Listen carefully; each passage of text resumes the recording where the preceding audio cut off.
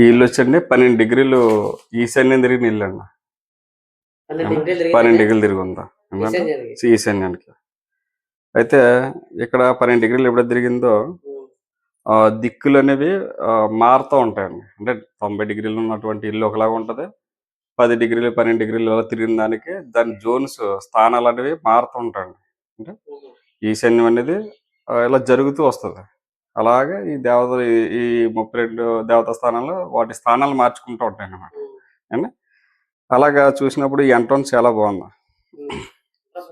ఈ ఎంట్రన్స్ బాగుంది. ఇది పుష్పదంతల ఎంట్రన్స్, బ్యాక్ డోర్. అంటే వెస్ట్ లో రారాజు గుమ్మ ఏదైనా ఉన్నదంటే అది ఈ గుమ్మే అండి. ఈ గుమ్మ వల్ల ప్రాబ్లం లేదు. తర్వాత బీరువా పెట్టారు, ఓకే ప్రాబ్లం లేదు. బీరువా కూడా ఉండవలసిన స్థానంలోనే పెట్టారు అండి. అయితే ఇక్కడ జరిగిన మిస్టేక్ ఏంటంటే ఇక్కడ నైరుతి ఉంది కదా, నైరుతి అనేది మనకి ఏం చెప్పంటే 12 డిగ్రీలు తిరిగిన ఇల్లు అని మనం చెప్పాం కదా. ఒక మూలన ఉండవలసినటువంటి నైరుతి అండి ఏదైతే ఉందో ఈ నైరుతి అనేది కిటికీలోకి వచ్చింది.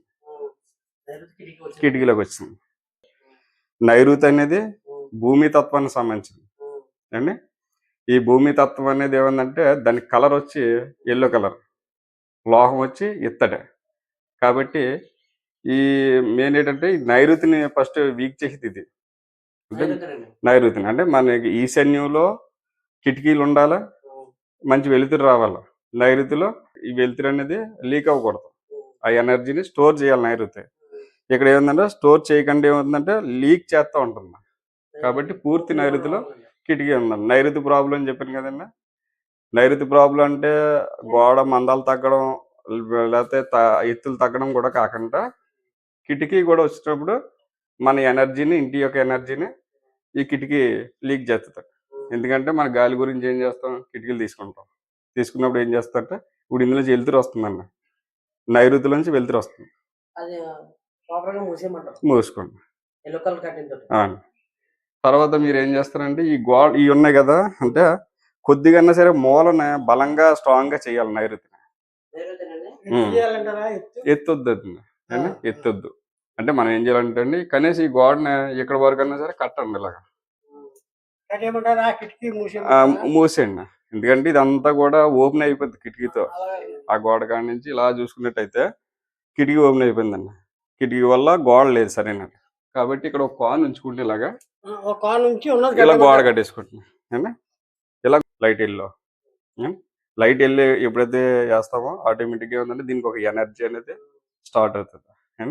ఇప్పుడు గ్రీన్ ఇక్కడ బల్బు వాడుతున్నారు, కానీ వీటిలో గ్రీన్ వాడే స్థానం వేరేగా ఉంటుంది. అంటే బల్బులు ఎక్కడన్నా పెట్టుకోవచ్చు అంటే పెట్టుకోకూడదు, వైట్ కలర్ ఎక్కడన్నా పెట్టుకోవచ్చు. కానీ కలర్స్ని ఉపయోగించే దగ్గర మాత్రం చాలా జాగ్రత్తగా చూడాలి. ఎందుకంటే కలర్స్ అనేవి పంచభూత తత్వానికి సంబంధించినవి. కాబట్టి ఈ గ్రీన్ ఇక్కడ పనిచేయదు. ఇక్కడ ఎల్లో కలర్ ఒక బల్బు ఏర్పాటు చేసుకోండి.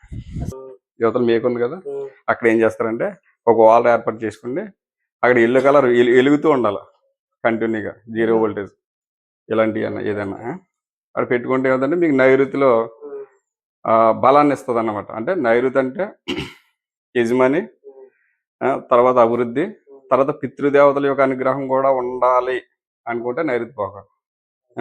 వంశ అభివృద్ధి చెందాలన్నా కూడా నైరుతే. ఏదైనా సరే కానీ మనకి రిలేషన్షిప్ సంబంధించింది. రిలేషన్షిప్ అంటే ఒక పిల్లలు పుట్టాలన్నా రిలేషన్షిప్ సంబంధించి, ఒక పెళ్ళి అవ్వాలన్నా రిలేషన్షిప్ సంబంధించింది.